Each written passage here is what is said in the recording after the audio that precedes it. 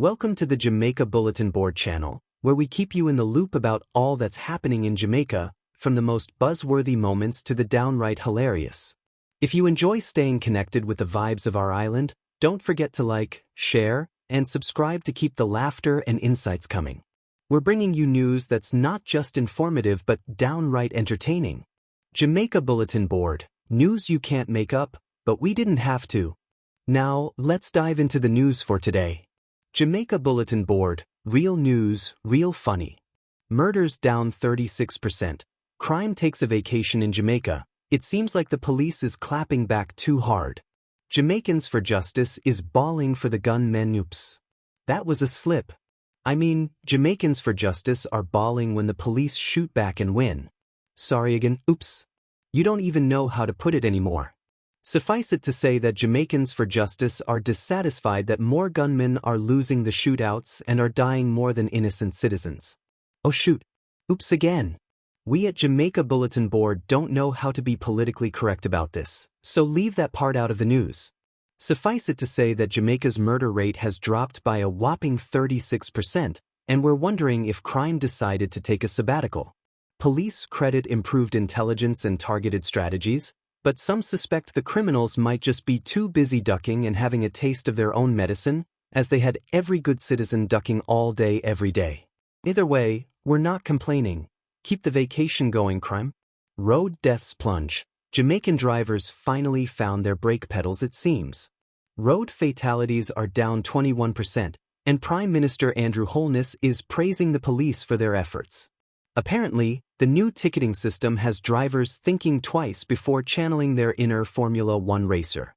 With breathalyzers and speed detectors on the rise, it seems Jamaica's roads are finally becoming less of a real-life Mario Kart track.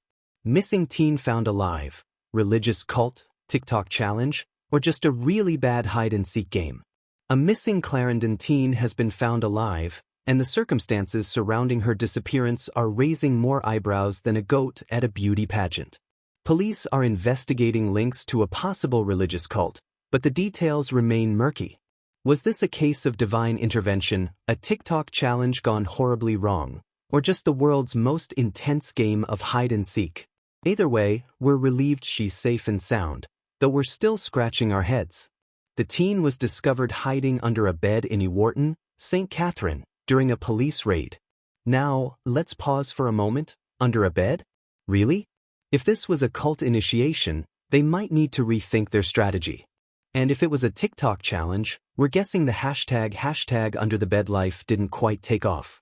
Adding to the drama, the property where she was found was reportedly occupied by her aunt, who police believe is the mastermind behind the whole ordeal. Now, we're not saying family reunions are awkward, but this one might take the cake. The aunt, along with a pastor and another woman, is being questioned about their involvement in what authorities are calling a religious cult. We're still waiting to hear if the cult had a catchy name, because let's face it, every cult needs a good branding strategy. And just when you thought the story couldn't get any stranger, police revealed that some opportunistic scammers tried to trick the teen's mother into paying a ransom. Talk about adding insult to injury.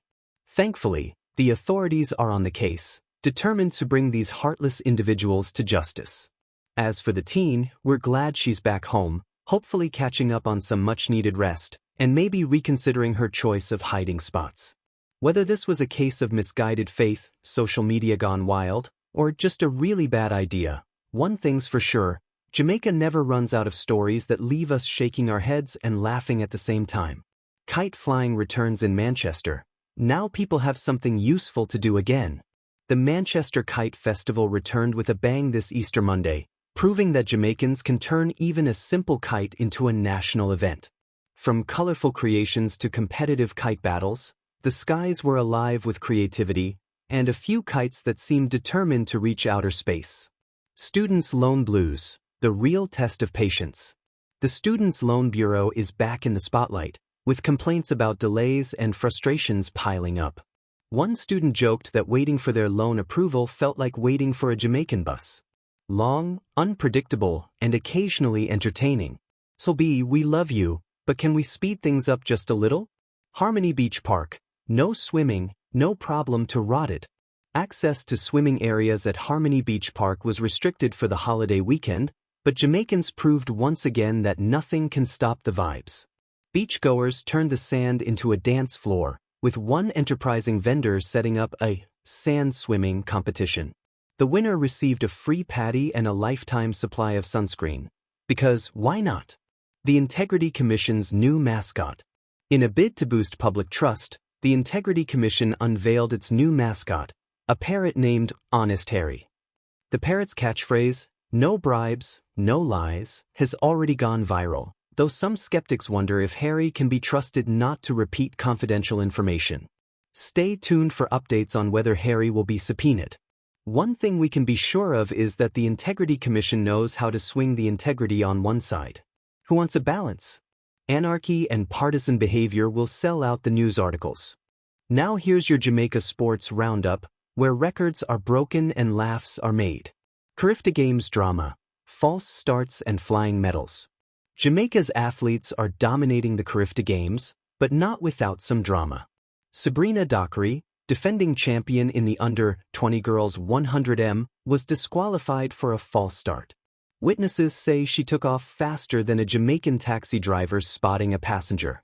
Meanwhile, Shanoya Douglas redeemed the team by winning gold in the 200-meter, proving that sometimes slow and steady wins the race, unless you're Jamaican, in which case, fast and steady wins everything.